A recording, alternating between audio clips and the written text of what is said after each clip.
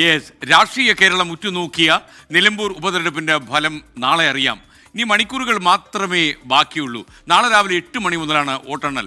LDFും UDFും വിജയപ്രതീക്ഷ പങ്കുവയ്ക്കുമ്പോൾ ഫലത്തിൽ നിർണായക സ്വാധീനമാവുക PV അൻവർ പിടിക്കുന്ന വോട്ടുകൾ തന്നെയായിരിക്കും. നാളെ രാവിലെ 5 മണി മുതൽ തത്സമയ സംപ്രേഷണം ആരംഭിക്കും. നിങ്ങൾക്കറിയുന്നത് പോലെ എല്ലാ തെരഞ്ഞെടുപ്പ് സമയത്തും നമ്മൾ നിങ്ങളോടൊപ്പം ഉണ്ടാകും. ഞാനും ഹാഷ്മി താജ് ഇബ്രാഹിമും അതുപോലെ S വിജയകുമാറും തെരഞ്ഞെടുപ്പിൻ്റെ ചൂടും ചോരും ചോർന്നു പോകാതെ ഫലിതോക്തികളിലൂടെ നാളെ ഈ 24ൻ്റെ മാജിക് സ്ക്രീനിലൂടെ ഫലം നിങ്ങൾക്കറിയാം. രാവിലെ 5 മണി മുതൽ തത്സമയം 24-ൽ.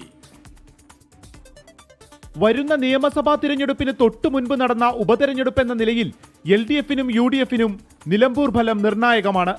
ഭരണവിരുദ്ധ വികാരം അലയടിച്ചുവെന്ന് തെളിയിക്കാൻ UDF, മൂന്നാം പിണറായി സർക്കാരിലേക്കുള്ള വാതിലെന്ന് വിശേഷിപ്പിക്കാൻ LDF, ശക്തി തെളിയിച്ചുവെന്നുറപ്പിക്കാൻ PV അൻവറും.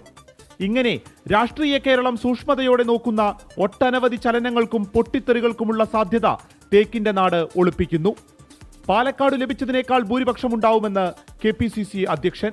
നിലമ്പൂരും UDF ശക്തമായ ഭൂരിപക്ഷത്തിൽ കംഫർട്ടബിൾ മാർജിനിൽ ജയിക്കും. ആ കാര്യത്തിൽ സംശയമില്ല.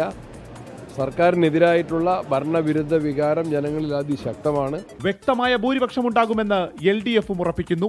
ഈ തെരഞ്ഞെടുപ്പിൽ ഇടതുപക്ഷ ജനാധിപത്യ മുന്നണി സ്ഥാനാർത്ഥി ഈ മണ്ഡലത്തിൽ നിന്ന് വിജയിക്കുമെന്ന ഉറച്ച വിശ്വാസമാണ് ഞങ്ങൾക്കുള്ളത്.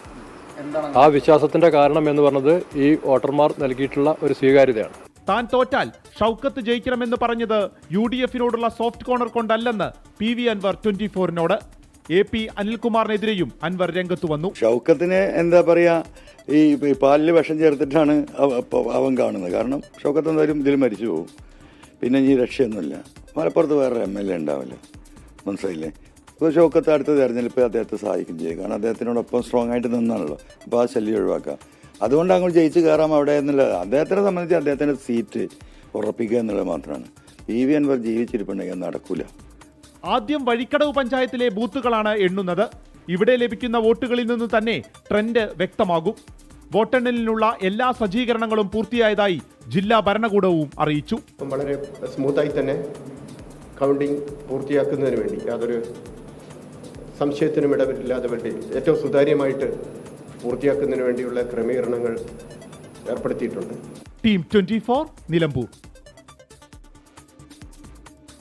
നാളെ രാവിലെ 5 മണി മുതൽ 24 തത്സമയം തെരഞ്ഞെടുപ്പ് ഫലങ്ങൾ മാജിക് സ്ക്രീനിലൂടെ നിങ്ങൾക്ക് ലഭിക്കും. രാവിലെ 5 മണിക്ക് നമ്മൾ ആരംഭിക്കും. നിലമ്പൂരിൽ 6 വിധി ദിനം നാളെയാണ്.